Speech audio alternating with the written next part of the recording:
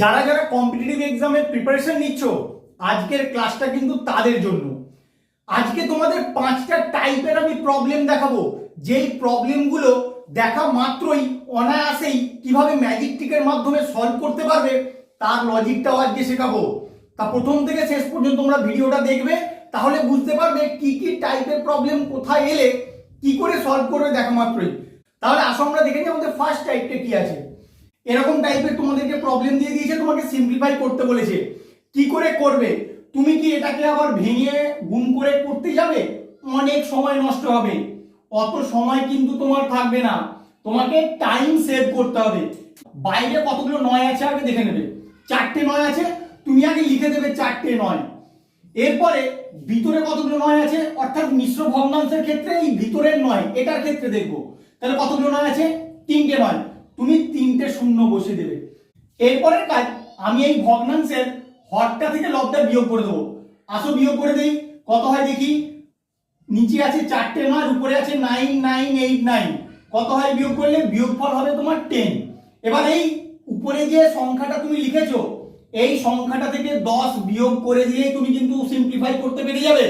তাহলে করে দাও, এটা হবে 0, এটা 9, এটা 9, 8999, এটাই হবে তোমার অ্যান্সার। যারা ট্রিকটা জানবে না তাদের কতটা সময় লাগবে, আর যারা আজকের পর থেকে এই ট্রিকটা জেনে গেলে তাদের কতটা সময় লাগবে তোমরা দেখা মাত্রই বুঝতে পারবে। তাহলে তোমরা সিম্পলিফাই করে দেখে নেবে ক্যালকুলেটরে এই অ্যান্সারটা আসছে কিনা। একদম ম্যাজিক ট্রিক। আরো তোমাদের জন্য কত টাইপ নিয়ে এসেছে তোমরা দেখো আজকে। যখন এই টাইপের প্রবলেমগুলো থাকবে তখন কিভাবে সলভ করবে দেখো কিভাবে করবে। এই বাইরে যে 9টা গুণ আকারে আছে, এই 9টা দিয়ে এর হরটাকে ভাগ করো। কত হয় দেখো, 63কে যদি 9 দিয়ে ভাগ করি আমার হয় 7। যখন সেম এটাও 7 আর এটাও 7 তোমার মিলে গেল, তখন তুমি কি করবে? বাইরে যে 9টা আছে সেটা তুমি আগে লিখে দাও। লিখে দেওয়ার পরে ভিতরে যতগুলো 9 থাকবে তুমি শুধু ততগুলো শূন্য বসিয়ে দেবে 9 এর পরে, তাহলেই তোমার অ্যান্সার চলে আসবে। এটাই হবে তোমার অ্যান্সার, আর কোনো দিকে তোমার তাকানোরই প্রয়োজন নেই। তাহলে এটার ক্ষেত্রে আসো, এটার ক্ষেত্রে আমি সেম লজিকে পাবো। বাইরে কতগুলো 9 আছে আগে দেখো, বাইরে দুটো 9 আছে। তুমি আগে এই 495 কে দুটো 9 অর্থাৎ 99 দিয়ে ভাগ করে দেখো, এখানে যে 5টা আছে এই 5 আসে নাকি। দেখো ভাগ করলে কিন্তু আমার 5ই হয়। 5 নং 45 এর 5 হাতে 4, 5 নং 45 এর 4 49। তাহলে এই 5টার সঙ্গে এই 5টা যখন সেম হয়ে গেল, তাহলে এই ট্রিকটাতেই আমার এই অ্যান্সারটা ইজি বেরিয়ে আসবে। বাইরে যতগুলো 9 আছে আগে তুমি লিখে দাও, দুটো 9।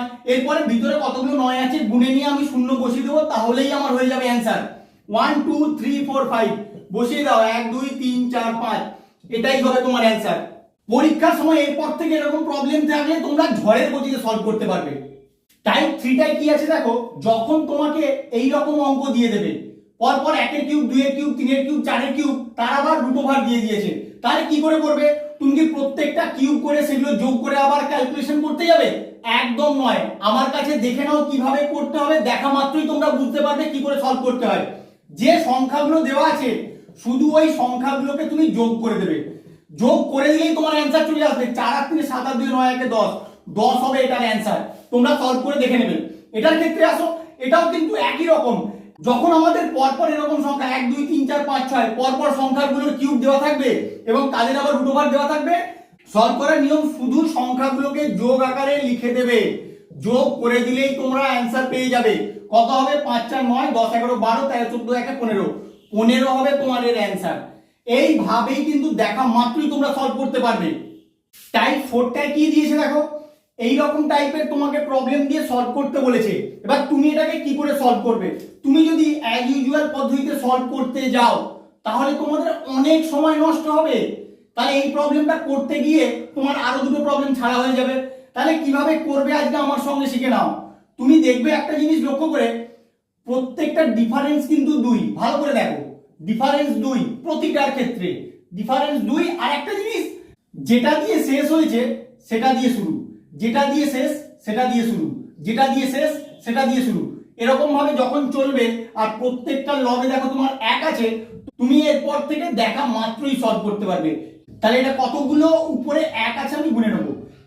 1 2 3 4 5 6 সমান হবে 6 বাই এর ফার্স্ট টার্ম গুণ এর লাস্ট টার্ম, ব্যাস তোমার অ্যান্সার বেরিয়ে গেল 6 এর 13। এটাই হবে তোমার অ্যান্সার, তোমরা ক্যালকুলেশন করে দেখে নেবে।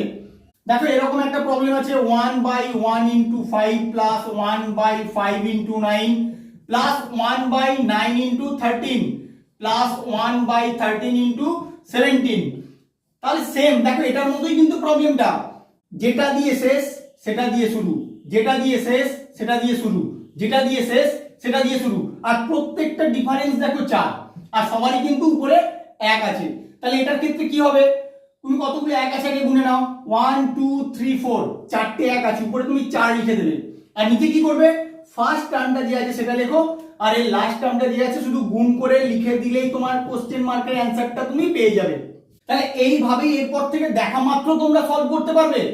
টাইপ 5 এ যে প্রবলেম দুটো তোমরা দেখতে পাচ্ছ, এরকম প্রবলেম কিন্তু প্রায় তোমরা পরীক্ষায় দেখতে পাবে। তাহলে কি করে সলভ করবে দেখা মাত্রই আজকে আমার সঙ্গে শিখে নাও। এখানে দেখো কি দেওয়া আছে, 42 করে রুট ওভারের মধ্যে ইনফিনিটি পর্যন্ত দেওয়া আছে।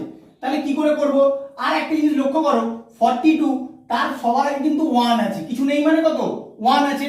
তাহলে 42 কে আমি এমন ফ্যাক্টরে ডিভাইড করব, কি কি ফ্যাক্টর হতে পারে যাদের ডিফারেন্স কিন্তু 1 হবে। 7 আর 6, দেখো 7 6 42, তাহলে 42 কে যদি 7 6 42 আকারে ভাঙি তাহলে ডিফারেন্সটা আমার 1 হচ্ছে। 1 হচ্ছে, এটা কোথা থেকে বুঝবো, এই যে প্রত্যেকটার আগে আমার 1 আছে এই দেখে আমি বুঝবো। তাহলে 7 আর 6 যখন আমি পেয়ে গেলাম, তাহলে x এর অ্যানসারটা কত হবে, x এর অ্যানসারটা হবে আমার 7। যেহেতু এখানে প্লাস সাইন আছে তাই এখানে বড় ফ্যাক্টরটা কিন্তু তোমার অ্যানসার হবে। তাহলে এটার ক্ষেত্রে আসো এবার, রুট ওভার 12 করে করে ইনফিনিটি পর্যন্ত আছে, কিন্তু মাঝখানে মাইনাস সাইন আছে, আবার দেখো এদের আগে কিছু নেই মানে কত 1 আছে। তাহলে 12 কে আমি এমন দুটো ফ্যাক্টরে ডিভাইড করব যাদের ডিফারেন্সটা 1 হয়। তাহলে কি কি হতে পারে, 4 আর 3, এদেরই ডিফারেন্স একমাত্র 1। এবার কি, যেহেতু মাইনাস আছে আমি ছোট নাম্বারটাকে নেব, 3 হবে এর অ্যানসার। এটা তোমরা খেয়াল রাখো, প্লাস হলে বড় নাম্বার আর মাইনাস হলে ছোট নাম্বার, আর এখানে ডিফারেন্সটা যেহেতু 1 আমি এমন ফ্যাক্টরে ভাঙবো যাদের ডিফারেন্সটা 1 হয়। তাহলে এটা হবে তোমার অ্যানসার। তোমরা প্রতিটা টাইপ খুব ভালো করে খেয়াল রাখবে, তোমাদের পরীক্ষা কিন্তু বহুবার এসছে এবং এরকম প্রবলেমগুলো আসে। আমার ভিডিওটা কেমন লাগলো তোমরা অবশ্যই কমেন্ট করে জানিও, এবং বন্ধুদের সঙ্গে খুব বেশি বেশি করে শেয়ার করবে।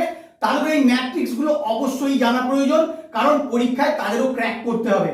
Please like, share, comment and subscribe your channel Anuma is math. Thank you.